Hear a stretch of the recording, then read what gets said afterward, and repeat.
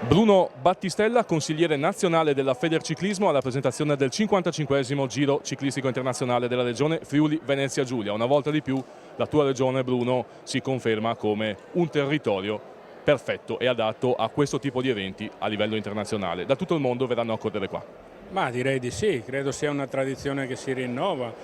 Dopo qualche anno di difficoltà credo che la macchina organizzativa si sia portata a degli ottimi livelli e ne sono una testimonianza le 25 squadre di nazionalità diversa presenti, ne sono una testimonianza le giornate di gara che da 3 diventano 4 e ne sono una testimonianza la presenza di Rai Sport che farà la sua parte per divulgare l'evento.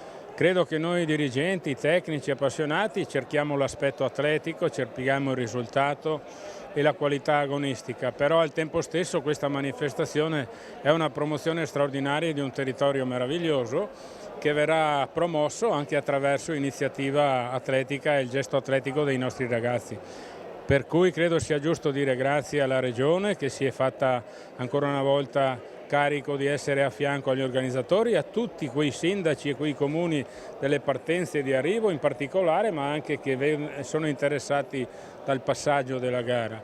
È giusto dire grazie di questi tempi a tutte le aziende che sostengono economicamente l'iniziativa e poi un abbraccio caloroso agli amici di Ceresetto che stanno facendo le cose veramente per bene e a tutti i loro collaboratori, per cui ci sono tutti gli ingredienti per guardare con interesse al prossimo giro, insomma.